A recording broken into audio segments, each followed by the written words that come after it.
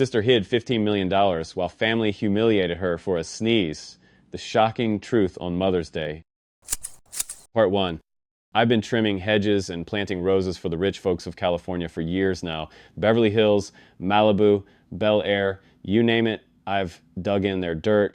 These people live in houses that cost more than most folks will see in 10 lifetimes, but you'd be surprised how much mess they sweep under their manicured lawns. I keep their gardens pristine, but I also keep my ears open. You learn a lot when you're the guy with the shears, blending into the background while they spill their secrets.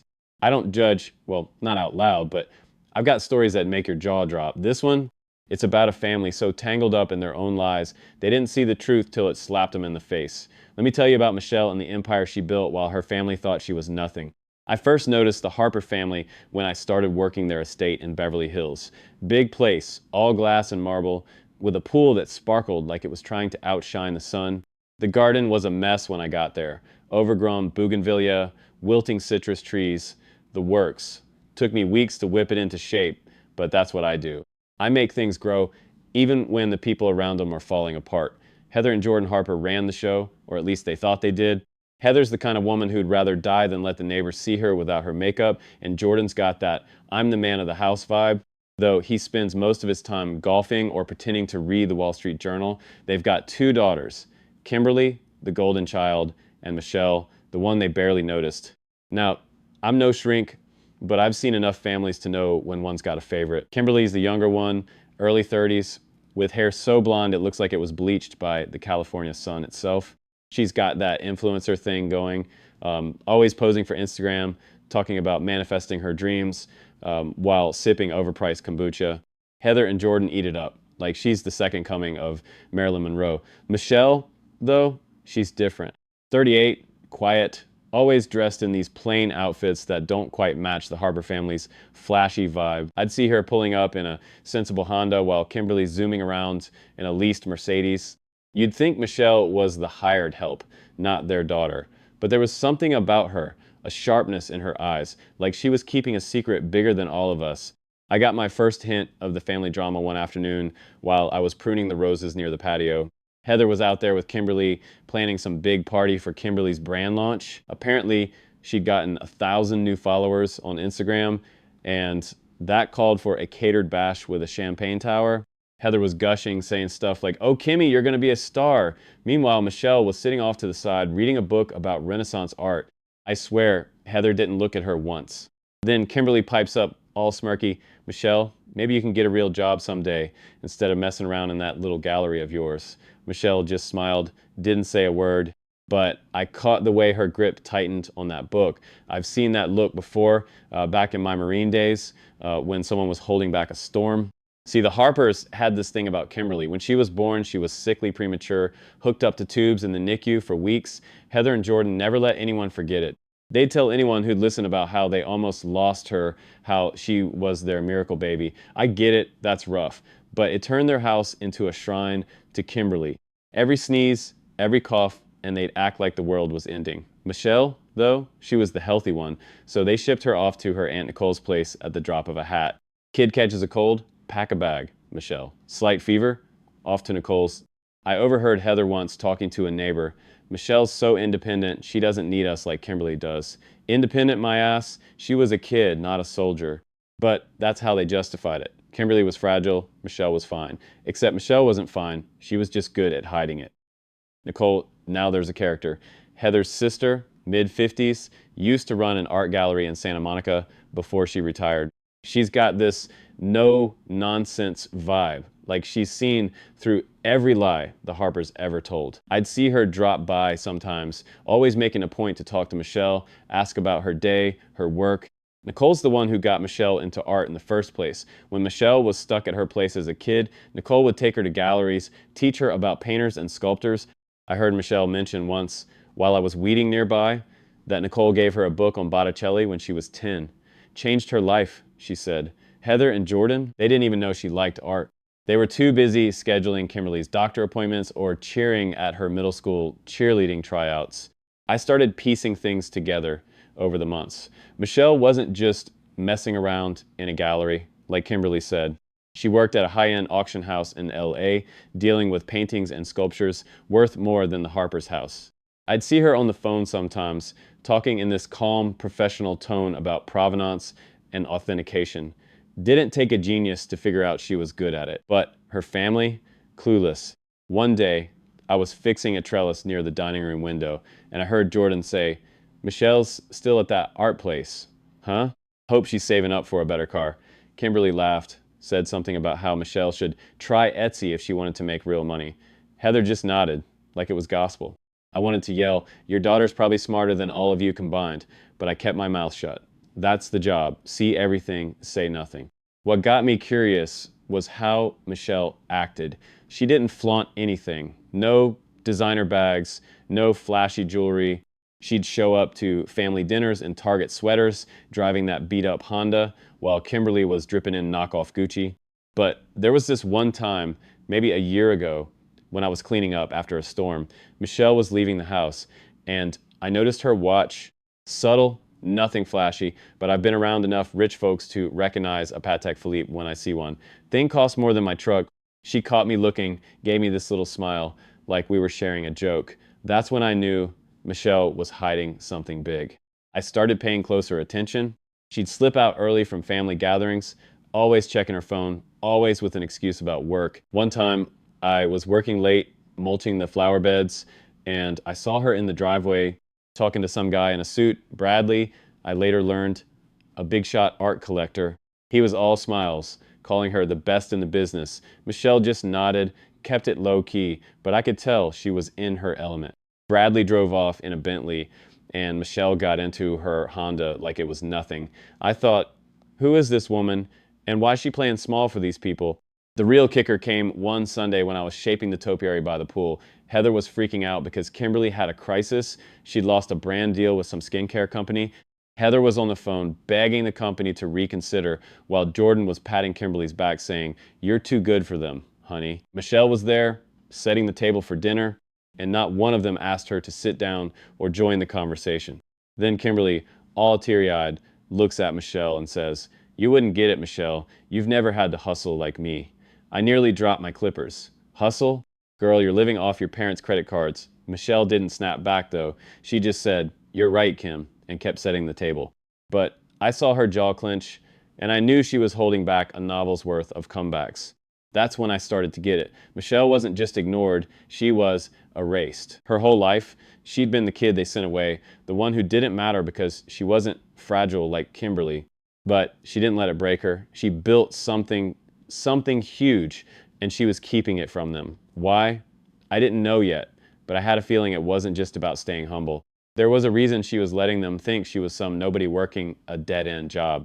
And I'll tell you what, in my line of work, when someone's got a secret that big, it's only a matter of time before it blows up. I kept working their garden, watching the Harpers play their little game of favorites. Kimberly's parties got bigger, her Instagram posts got flashier, and Heather and Jordan kept pouring money into her career. Michelle, meanwhile, was sending them cash anonymously. I'd bet my truck on it. I overheard Heather once talking to a friend about how a kind donor was helping them keep the house. Yeah, right. I'd seen Michelle's face when Heather mentioned their money troubles. She wasn't the type to let her family sink, no matter how they treated her. But she wasn't going to let them know it was her either. Then there was Caleb, Kimberly's sleazy friend, who started hanging around more, mid-30s, always in tight shirts, always sniffing around for an angle.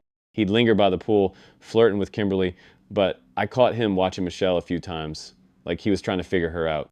One day, I was hauling mulch to the backyard, and I heard him say to Kimberly, "Your sister's got to be hiding something. Nobody's that boring." Kimberly laughed it off, but Caleb's eyes had that hungry look, like a coyote spotting a rabbit. I didn't like it. I've seen guys like him before, trouble in a cheap cologne bottle.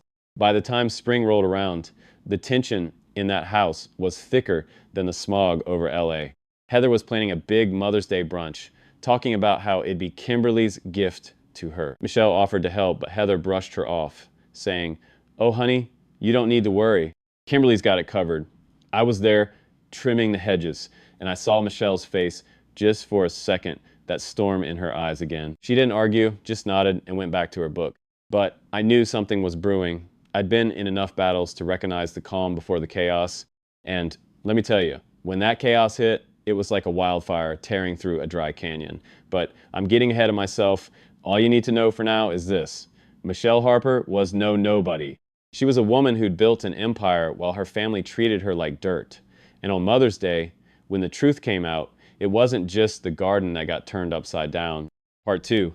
I've been around enough rich folks to know that money doesn't fix a broken family. It just buys fancier ways to hide the cracks. The Harpers were a textbook case. While I was out there in their Beverly Hills garden, coaxing their lemon trees back to life, the drama inside that glass and marble mansion was blooming faster than the roses.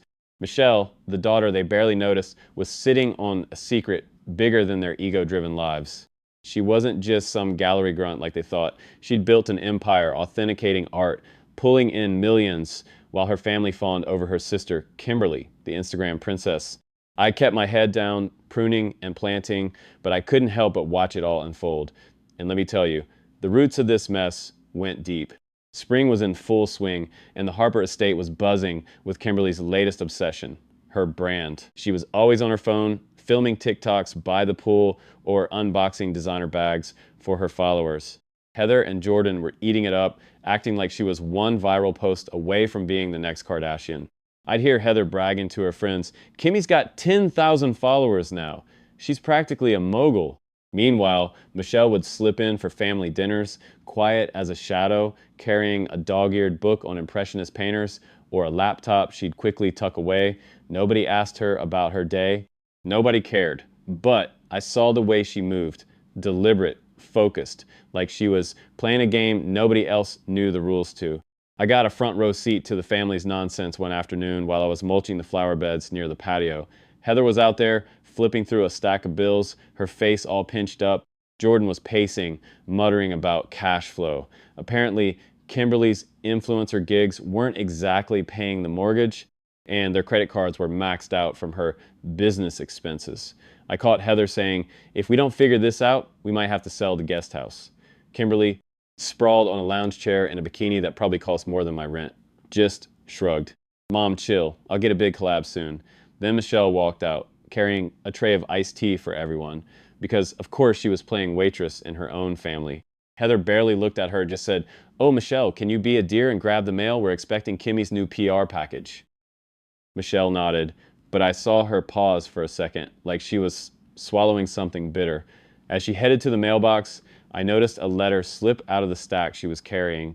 It landed in the grass, and when I picked it up to hand it back, I caught a glimpse of the return address, some fancy law firm in LA. The envelope was addressed to Michelle Harper, Harper Fine Art Authentication, not gallery assistant or art nerd like Kimberly called her. Authentication. That word stuck with me. I handed her the letter, and she gave me that same knowing smile, like we were in on something. "Thanks," she said, tucking it into her bag. I didn't say anything. My job's to keep the garden green, not to pry, but I was starting to put the pieces together. See, Michelle's story wasn't just about being ignored. It was about what she did with that neglect. Back when she was a kid, getting shipped off to Aunt Nicole's, every time she so much as sniffled, she didn't just sulk. She learned. Nicole, the retired gallerist with a sharp tongue and sharper eye, saw something in Michelle that her parents never did. She'd take her to art shows, dusty auction houses, even private collections in Malibu. By the time Michelle was a teenager, she could spot a fake Monet from across the room. I heard her tell Nicole once, while I was trimming the hedges, that she'd spent her high school summers cataloging Nicole's collection, every brushstroke, every signature, every quirk of a frame. That's not a hobby. That's a calling. Michelle went to UCLA on a full scholarship, earned it herself, because Heather and Jordan were too busy paying for Kimberly's private tutors. After college, she landed a job at a swanky auction house in LA, the kind of place where old money types drop millions on a single canvas. I pieced this together from snippets I overheard, plus a little digging of my own. One day, while I was fixing a sprinkler near the guest house, I saw Michelle's laptop open on the patio table. She'd stepped away to take a call, and the screen was lit up with an email from some guy named Bradley, thanking her for authenticating the Degas and wiring her a commission. The number at the bottom, 6 figures for one job. I'm no math genius, but that's not chump change. That's when it clicked. Michelle wasn't just working at the auction house, she was running her own show. Harper Fine Art Authentication wasn't some side hustle, it was a full blown business, and she was the brains behind it. I started noticing more clues. The way she'd take calls in hushed tones, mentioning provenance and Sotheby's, the packages delivered to the house, labeled confidential and addressed to her company, the way she'd slip out to meetings in a plain blazer but come back with that quiet confidence you only see in people who know they're winning. She was pulling in millions. I'd bet my Marine pension on it, but she never let on. Not to her family, not to anyone. Why keep it secret? That's what I couldn't figure out. If I'd built something that big, I'd be shouting it from the rooftops, especially to a family that treated me like an afterthought. But Michelle wasn't like that. She was playing the long game, and I respected it. Still, I had a feeling it was more than just humility. There was a reason she was letting Heather and Jordan think she was scraping by, driving that beat-up Honda, while Kimberly flaunted her leased Mercedes. And I was pretty sure it had something to do with the money.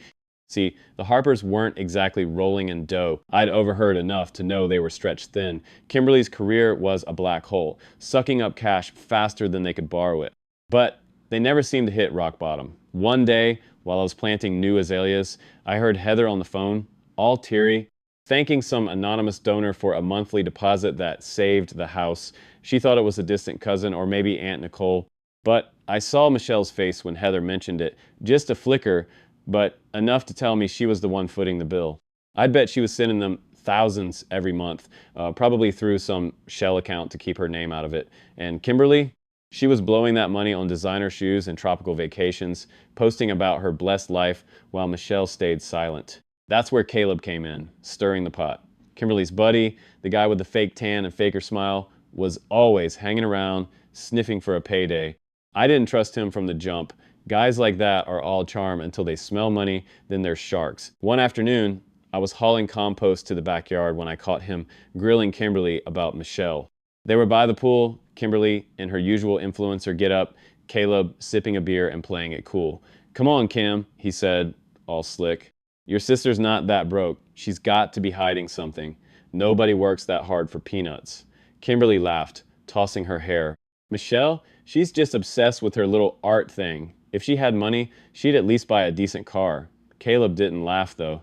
He just kept watching Michelle, who was across the lawn, helping Heather carry groceries. I knew that, look, trouble was coming. Caleb wasn't wrong to be suspicious, but he was fishing in the wrong pond. Michelle's little art thing was a machine. I got a glimpse of how big it was one day when I was cleaning up after a rainstorm. Michelle was in the driveway, talking to Bradley, again the art collector with the Bentley. He was raving about a deal she'd closed, something about a lost Picasso sketch that sold for $250,000 at auction. "You're a genius, Michelle," he said, clapping her on the shoulder. Nobody else would have spotted that signature. She just smiled, said, "It's just research," and changed the subject. But I saw the spark in her eyes. She loved it, not the money, but the game. Finding the needle in the haystack, proving she was the best. Bradley wasn't just a client either. I'd seen the way he looked at her like she was more than just a business partner. He was older, mid-40s, with that polished silver fox vibe, tailored suits, perfect haircut, the works. But he wasn't a sleaze. He respected her, you could tell. One time, while I was fixing a garden gate, I heard him invite her to a gala at the Getty Museum. "Come on, Michelle," he said. "You deserve to celebrate. You're the reason half these collectors aren't buying fakes." She laughed it off, said she had work to do. But I caught the way she hesitated, like she wanted to say yes. I wondered if there was something there, or if she was too buried in her secret to let anyone in. Back at the house, the family kept piling on. One Sunday, I was shaping the topiary when Heather announced Kimberly's latest triumph, a sponsored post for some energy drink that got 500 likes. The whole family clapped like she'd won an Oscar.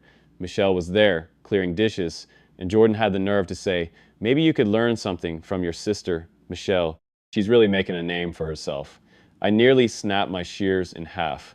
Making a name? Kimberly was coasting on Michelle's money, and they didn't even know it. Michelle didn't flinch, just said, "That's great, Kim," and kept moving. But I saw her hands shake, just for a second. That woman was a pressure cooker, and the lid was starting to rattle. Then came the party that lit the fuse. Kimberly decided to throw a spring fling to network with other influencers. Heather and Jordan were all in, renting out a DJ, stringing fairy lights across the garden, my garden, which I'd spent weeks perfecting. I was there setting up extra planters when I saw Bradley show up. Kimberly had invited him, probably thinking he'd be impressed by her brand. Big mistake. Bradley barely glanced at her, but when he saw Michelle, his face lit up. "Michelle, you didn't tell me you'd be here," he said, pulling her aside. They started talking shop, something about a new Matisse collection, and Kimberly's smile turned sour. I was nearby adjusting a trellis, and I heard her mutter to Caleb, "Why is he talking to her? She's nobody." Caleb, though, was watching like a hawk. He leaned in, all conspiratorial, and said, "I'm telling you, Kim, she's not nobody. I did some digging. That gallery she works at, it's her company, Harper Fine Art Authentication. She's got clients in New York, London, Dubai." Kimberly snorted, but I could see the gears turning. She didn't believe him, not yet.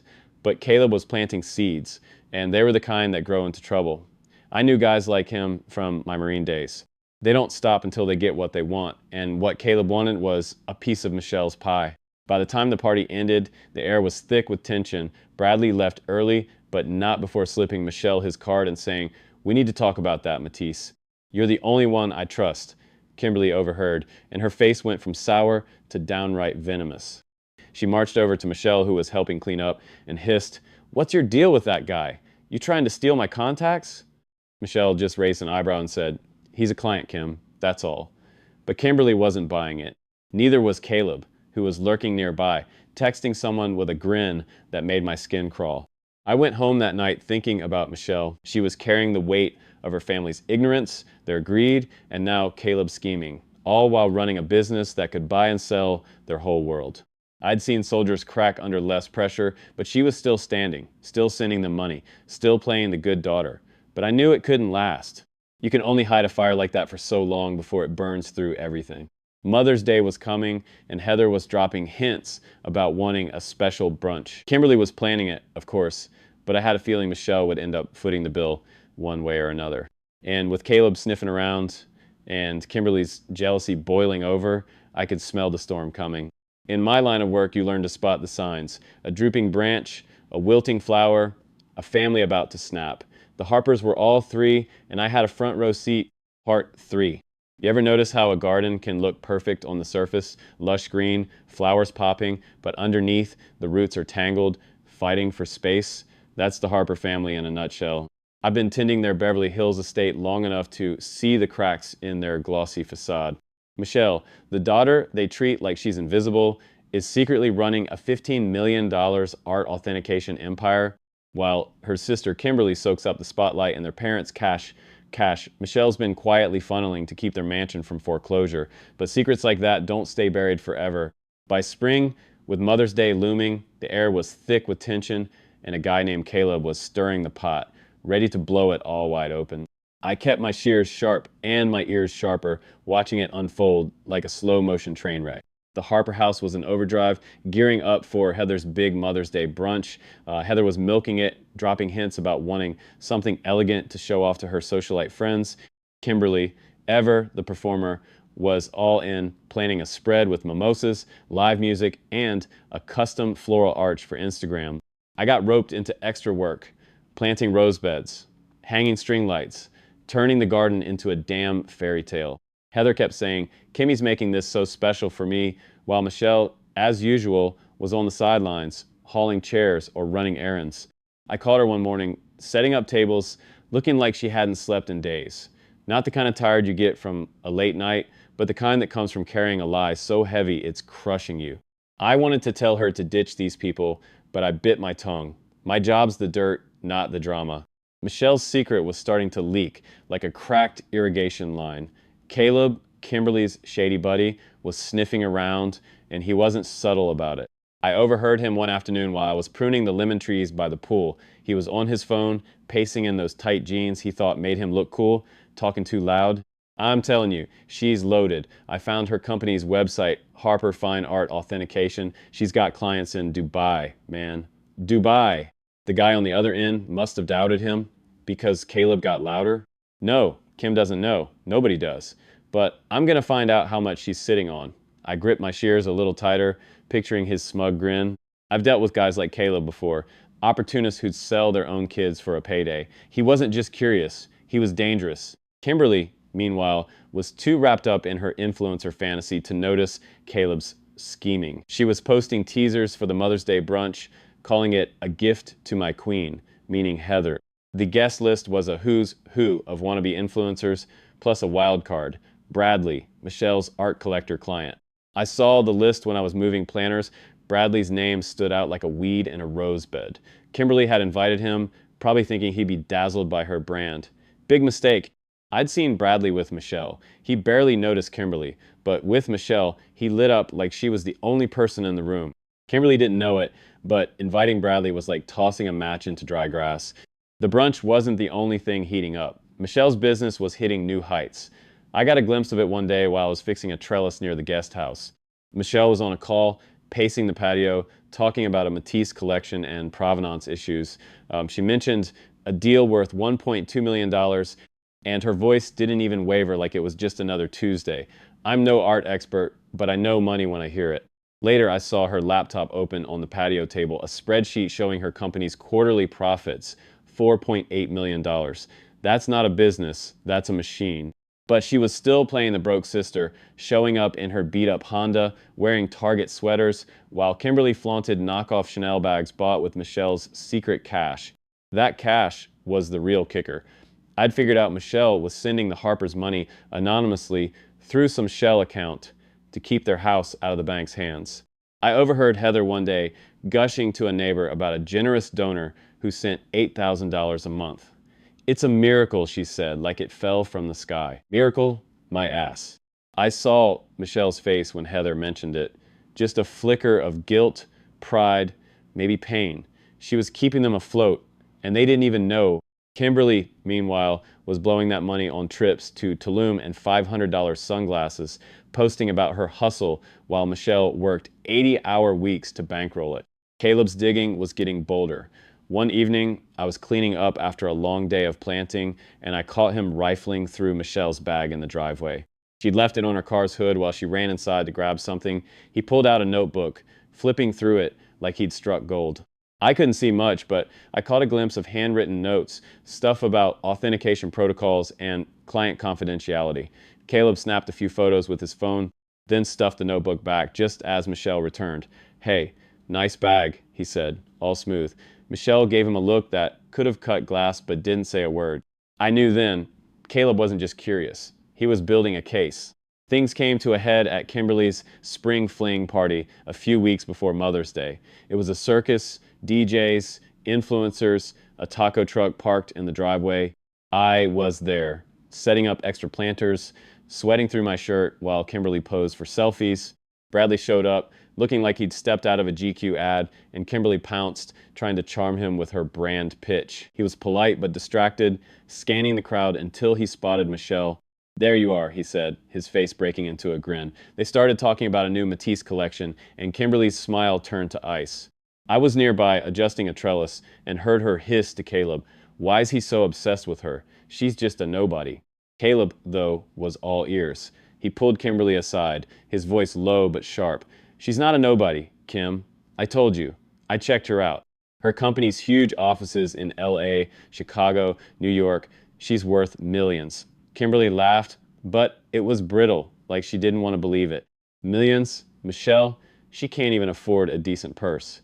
Caleb didn't laugh. He just kept watching Michelle, who was now laughing with Bradley about some art joke I didn't get. I could see the wheels turning in Caleb's head, and I didn't like it. I'd seen that look in the Marines, guys plotting a move that gets someone hurt. Bradley's presence didn't help. He was too open, too impressed by Michelle. At one point, he raised a glass and said, loud enough for half the party to hear, "To Michelle, the best in the business." Nobody spots a fake like her. The crowd clapped, but Heather and Jordan, who were mingling nearby, looked confused. Heather whispered to Jordan, "What's he talking about? Michelle just works at that gallery." Kimberly's face went red, and she stormed off, dragging Caleb with her.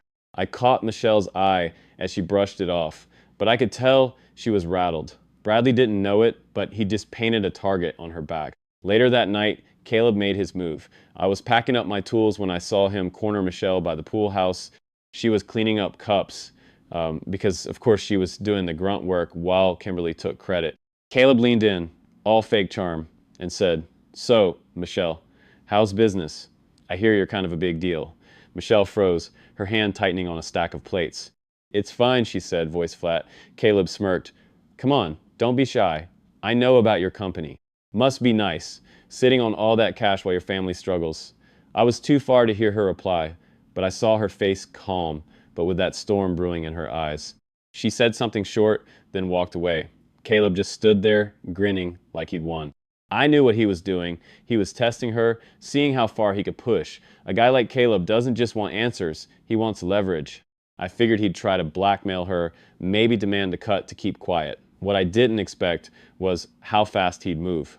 The next day, I was fertilizing the rose beds when I overheard Kimberly on the phone, sounding pissed.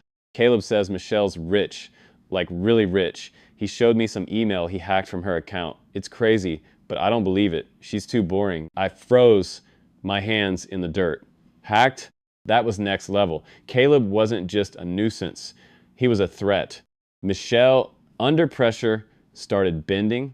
I noticed she was at the house more, helping Heather with bills, even offering to cover some of Kimberly's brand expenses. I heard Heather on the phone one day saying the anonymous donor had upped their monthly deposit to $10,000. "It's such a blessing," she said, clueless, that the blessing was her own daughter. Michelle was buying time, trying to keep Caleb at bay, but it was like pouring water on a grease fire. Kimberly's spending got wilder. New jewelry, a trip to Ibiza, a consulting fee for some influencer coach, all on Michelle's dime. Aunt Nicole, the only one in the family with a brain, saw through it. She showed up one afternoon while I was weeding the herb garden, pulling Michelle aside. I couldn't hear much, but I caught Nicole saying, "You can't keep this up, honey. They don't deserve it. Tell them the truth." Michelle shook her head, her voice low. "They'll ruin everything, Nicole. You know how they are." Nicole hugged her, but her face was grim. I felt for Michelle. She was trapped, trying to protect a family that didn't give a damn about her. By the time Mother's Day rolled around, the tension was thicker than LA smog. Kimberly was hyping the brunch like it was the Oscars, but I knew Michelle would end up carrying the load. Caleb was watching her every move, waiting for his chance. Bradley was still in the picture, dropping hints about Michelle's genius that her family couldn't or wouldn't hear. And Heather and Jordan? They were blind to it all, still worshiping Kimberly while Michelle's world teetered on the edge. I've seen battles go south fast, and this one was about to explode. All it needed was one wrong move, and I had a feeling Caleb was ready to make it. Part 4. In my line of work, you learn to spot the moment a storm's about to break. The air gets heavy, the birds go quiet, and everything feels like it's holding its breath. That's what the Harper estate felt like on Mother's Day. I was out in their Beverly Hills garden, polishing the last of the rose beds for Heather's big brunch, but the real chaos was brewing inside that glass and marble mansion. Michelle, the daughter they'd ignored her whole life, was sitting on a $15 million art authentication empire, secretly funneling $10,000 a month to keep her family's lifestyle afloat. Her sister, Kimberly, the family's darling, was burning through that cash, oblivious to its source, while Caleb, her shady buddy, was closing in on Michelle's secret like a shark smelling blood. I'd seen this kind of buildup before, in the Marines, in gardens, in families, and I knew it was about to explode. Mother's Day dawned bright and sunny, the kind of California morning that makes you forget the world's a mess. The garden looked like a dream, roses in full bloom, string lights twinkling, tables set with linens that probably cost more than my truck. Kimberly was in her element, flitting around in a designer sundress, posing for Instagram with a mimosa in hand. Heather was beaming, soaking up the attention, while Jordan played the proud patriarch, shaking hands with the guests, mostly influencers, a few socialites, and, of course, Bradley, Michelle's art collector client. I was keeping busy, adjusting the floral arch, but my eyes were on Michelle. She was helping the caterers, carrying trays, setting out napkins, doing the grunt work while Kimberly took the credit. She looked calm, but I could see the strain in her shoulders like a wire stretched too tight. Heather had been complaining about back pain for weeks, some issue with a slipped disc, so Michelle had stepped up. She'd arranged the catering, high-end, the kind of food you see at Hollywood galas, with truffle-infused appetizers and gold-dusted desserts.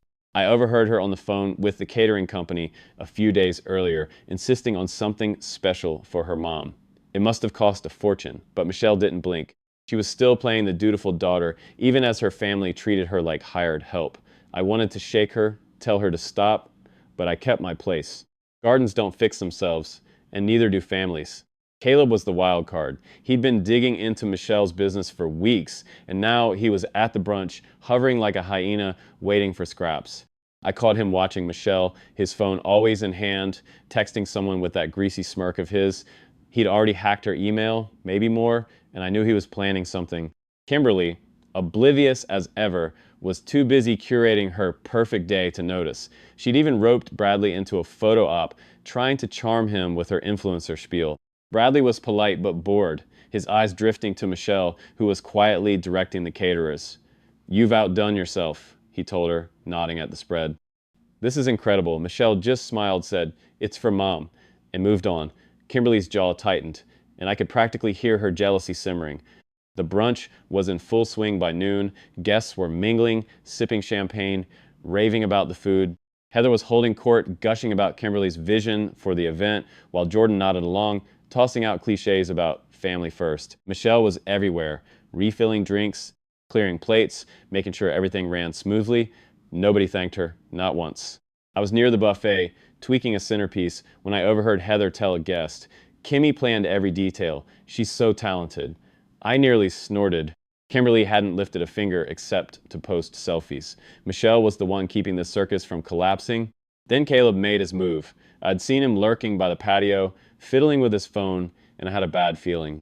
Michelle had stepped away to take a call, something about an urgent authentication job in Hong Kong. She'd left her laptop on a side table, logged in, screen glowing.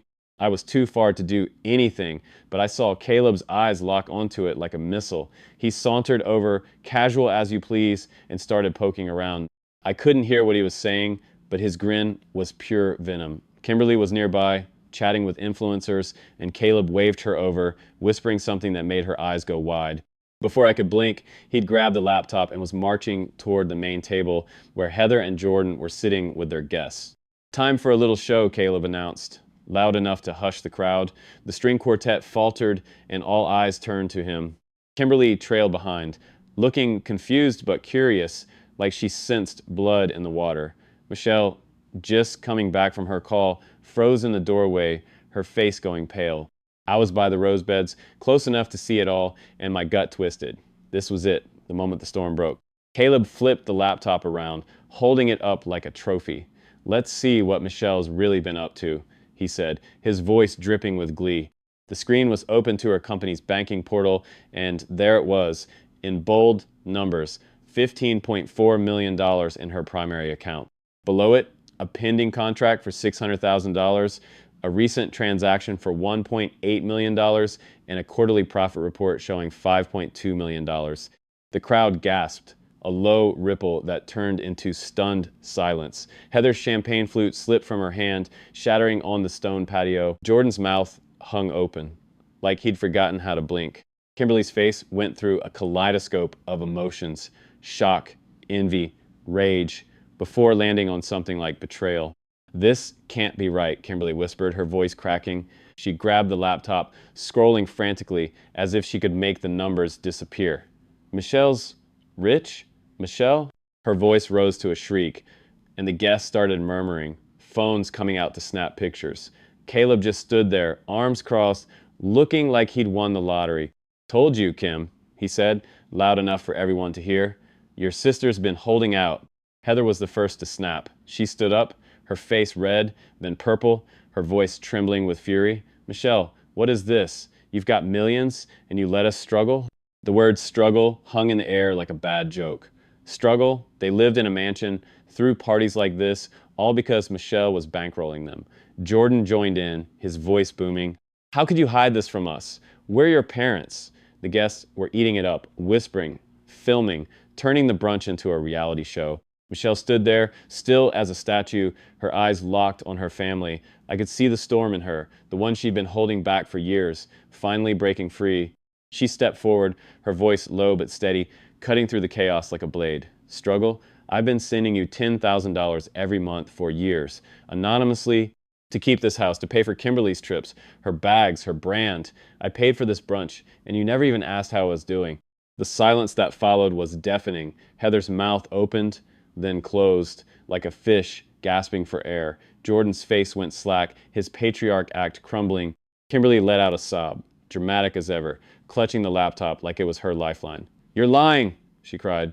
"You're just trying to make me look bad. I deserve this money. I've been through so much." The guests were buzzing now, some shocked, some amused, all hanging on every word. Bradley, standing off to the side, looked at Michelle with something like pride, but he stayed quiet, letting her take the stage. Michelle wasn't done. Years of being ignored, dismissed, sent away, it all poured out. "You ship me off to Nicole's every time I sneeze because Kimberly was fragile. You missed my graduations, my awards, everything because Kimberly might feel left out. You took out loans for her private school but never saved a dime for my college. I built this," she gestured at the laptop, "from nothing. And now you're mad because I didn't give you more?" Her voice cracked, not from tears, but from raw, unfiltered truth. I felt a surge of respect, the kind I used to feel for my squad when they stood their ground under fire. Heather exploded. "You ungrateful child, we gave you everything. Family comes first, and you betrayed us." Jordan chimed in, pointing a shaky finger. "You owe us, Michelle. We raised you." Kimberly was full-on wailing now, screaming about how Michelle had stolen her life. Caleb just watched, his smirk fading as he realized this wasn't going his way. The caterers, bless them, tried to keep serving dessert, but their faces said they'd rather be anywhere else. Michelle didn't scream back. She didn't need to. She straightened her plain blazer, probably worth more than Kimberly's entire outfit, and said, "I'm done." She grabbed her laptop, her purse, a Hermes bag Heather had once called a cute knockoff, and walked out. The crowd parted like she was Moses, and I swear I heard someone clap. I was by the garden gate, watching her go, and our eyes met for a second. She didn't smile, didn't nod, but there was a fire in her that said she wasn't looking back. Behind her, the brunch collapsed into pandemonium. Heather was yelling about family loyalty, Jordan was demanding Michelle come back and explain, and Kimberly was sobbing to her followers, already spinning the story for Instagram. Caleb slipped away, probably plotting his next move. The guests were filming everything, and I knew this was going viral before the dessert plates were cleared. I stayed put, trimming a stray branch, but inside, I was cheering. Michelle had finally snapped the chains her family had wrapped around her. As she drove off in her beat-up Honda, a car worth less than the watch on her wrist, I thought about my Marine days. Sometimes, the only way to win is to walk away from the fight. Michelle wasn't running, she was choosing her battlefield. And something told me this war was far from over. Part 5. When a storm finally hits, it doesn't just break, it reshapes. The Harper family's Mother's Day brunch was that kind of storm, and when Michelle walked out, leaving her $15 million secret exposed, the ground shifted under their Beverly Hills mansion. I was still there, tending the garden, watching the fallout like you'd watch a wildfire chew through a canyon. Michelle had built an art authentication empire while her family treated her like a nobody, secretly funneling them $10,000 a month to keep their lavish life afloat. Her sister Kimberly, their golden child, and her sleazy friend Caleb had blown it all up, revealing Michelle's wealth in front of everyone. Now, with Michelle gone and the truth out, the Harpers were scrambling, and I had a front row seat to the wreckage. But in my years as a Marine and a gardener, I've learned one thing. What grows after the storm is what matters most. The days after the brunch were like watching a soap opera and fast forward. My phone buzzed nonstop with notifications Kimberly had taken to Instagram, spinning a tale of betrayal by her secretly rich sister. Her posts were a masterclass in victimhood, teary selfies, captions about toxic family wealth, and vague hints that Michelle had stolen her success. The comments were a circus, distant cousins, high school frenemies, even random followers piling on with takes like, "How could she hide that money?" and "Family first, Michelle." I had to hand it to Kimberly. She knew how to work a crowd, but I also knew the truth, and it wasn't on her side. Heather and Jordan were no better. I was trimming the hedges a few days later when I overheard them on the patio, talking to their lawyer. Heather was in tears saying, "We can't lose the house. Michelle's been helping us. Why would she stop now?" Jordan, pacing like a caged lion, muttered, "She owes us. We raised her, damn it." Raised her? They'd shipped her off to Aunt Nicole's for every sneeze, ignored her achievements, and let Kimberly hog the spotlight. Now, they were acting like Michelle was the villain for not handing over her millions. I wanted to march over and set them straight, but I kept my shears moving. Gardens don't judge, they just grow. Caleb, that snake, saw the chaos as his big chance. He'd been plotting since he hacked Michelle's email, and now he was all in. I caught him at the house a week later, schmoozing Kimberly with a new scheme. They were by the pool, and I was nearby, hauling mulch. Caleb was pitching hard. Kim, you're a brand. You can turn this into something huge, a gallery, a lifestyle empire. We'll use Michelle's name to get investors. She's got the cred, but you've got the face. Kimberly's still stinging from the brunch. Ate it up. You're right, she said, her voice sharp. If she's so rich, why shouldn't I get a piece? I deserve it. I nearly laughed. Deserve? She'd spent Michelle's money on fake Gucci and bad Botox, and now she wanted to ride her coattails. Their plan was to open a gallery, Kimberly Harper Fine Arts, banking on Michelle's reputation to draw clients. Caleb had already lined up a shady investor, some guy who didn't care about art but loved a quick buck. I heard them talking numbers minus $2 million to start, with Kimberly as the creative director and Caleb pulling strings. They even swiped a painting from the Harper house, a dusty old canvas Heather had stashed in the guest room, thinking it was valuable. Kimberly posted about it, calling it a rare find for her gallery's debut. I knew better. I'd seen Michelle glance at that painting once, years ago, and mutter, "Decent replica, but not worth framing." Kimberly was building her empire on a fake, and I couldn't wait to see it crash. Michelle, meanwhile, was nowhere near the Harper house. I didn't see her for weeks, but I heard whispers. She'd moved to a new place, a sleek, secure home in the Hollywood Hills, with a garden I'd later get hired to tend. She'd changed her number, locked down her accounts, and cut off the $10,000 monthly transfers to her family. The Harpers felt it fast. I was at the estate one morning, planting new azaleas, when Heather got a call from the bank. Her face went white. "What do you mean, insufficient funds?" she gasped. Jordan, overhearing, slammed his coffee mug down. "This is Michelle's fault. She's punishing us." I kept my head down, but inside I was cheering. Michelle wasn't punishing them. She was finally free. Caleb's scheming didn't stop at the gallery. He tried to drag Michelle through the mud, leaking doctored screenshots of her emails to gossip blogs. The headlines were brutal. "Millionaire sister hoards wealth while family struggles." Kimberly amplified it, reposting every article with captions like, "The truth hurts." But Caleb underestimated Michelle's allies. Bradley, her art collector client, stepped up big. He was more than just a business partner now. There was a spark there, though Michelle was too guarded to admit it. Bradley used his connections to kill the smear campaign, getting the blogs to retract their stories. He also spread the word in the art world. Harper Fine Art authentication was untouchable, and Michelle was the best in the game. Her company's phone was ringing off the hook with new clients, and her profits soared.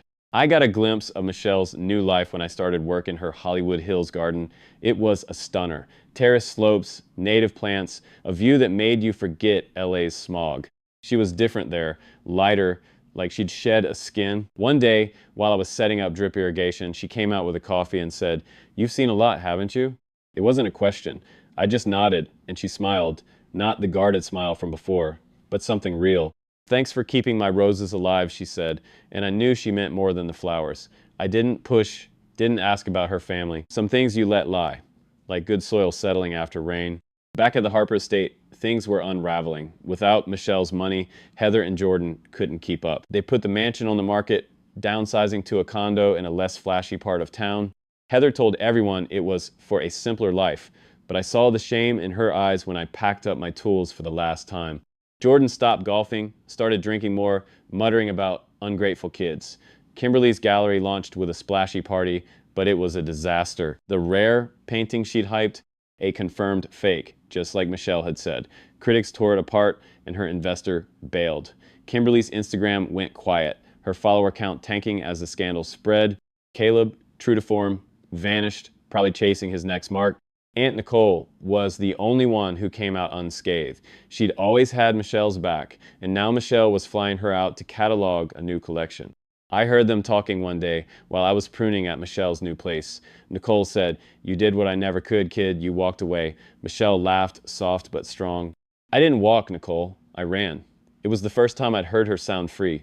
The Harpers tried one last jab. Heather sent Michelle a letter. Nicole showed it to her, laughing. It was a guilt trip. all about family duty and how they were praying for her soul. Michelle didn't reply, but she did send them a photo of her new office, floor-to-ceiling windows, art on the walls, her name on the door, no note, just the picture.